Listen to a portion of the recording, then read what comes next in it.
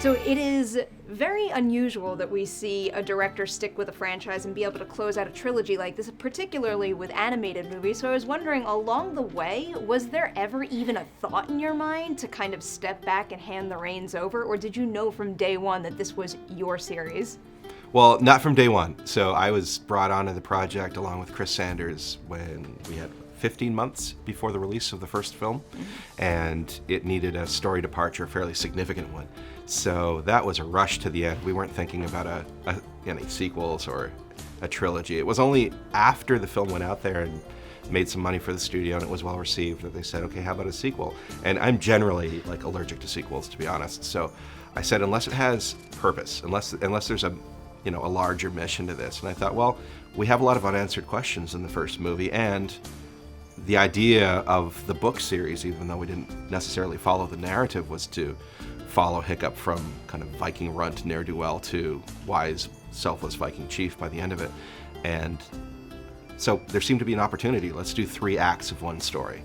Independent movies that wouldn't rely upon necessarily having seen the previous one, so they weren't cliffhangers, but the idea of doing 3 movies meant a commitment of at least 8 to 10 years. But I thought at the end of the day it'd be really cool because I grew up a Star Wars kid, so. Oh, then very, very appropriate. I mean, anyone who grows up a Star Wars kid too understands the idea of when you fall in love with something, it's not just a movie that you go and see and you enjoy, it becomes a part of you, and I feel like this franchise had that effect on people too. Yeah, and I think I'm one of those kids who just loved stories where you had young protagonists in over their heads in a world of supernatural or fantasy. What got me with this always was the pet connection. Even though I couldn't identify with everything Hiccup was going through, it's that relationship with him and Toothless that always really spoke to me. And one of the things I've always enjoyed reading about in terms of making of these movies is when you use specific animals for influences with the designs and also their movements. And it made me curious, was there any animal that you tried to incorporate in that way that either just didn't work or you never got the opportunity to do?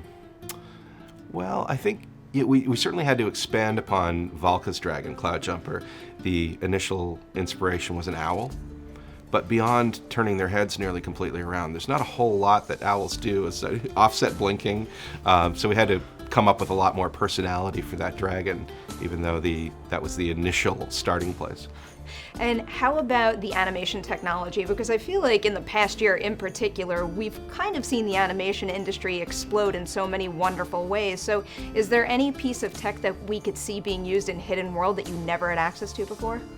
Yes, we have a back-end system, a back-end renderer, which allows us to not only create light that looks very real, because it actually calculates light rays from the source and how it bounces off of floors and surfaces and affects skin. So that allowed Roger Deakins and our visual effects supervisor, Dave Walver, to work really closely on creating like this visceral, kind of palpable, credible lighting look for our movie. But it's also very, very fast. And so it allowed us to realize ambition, scope, and scale that we weren't able to take on before. I feel like lighting is so undervalued in animated films, and it always catches my eye. But jumping off of that, I was wondering, we know the voice actors who lead these movies, but is there anyone you would call the unsung hero of the How to Train Your Dragon franchise that you want to make sure the name gets out there and people know their hard work?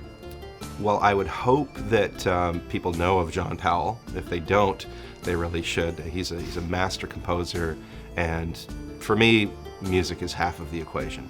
It does all of the heavy lifting. It speaks to the heart in ways that dialogue can never do, and I rely upon him so heavily to just lift the movie, to shape it, to bring tonal harmony to it and thematic relevance. And so he's very modest and he likes to sit it out in the background, but I would love to shine a spotlight on him.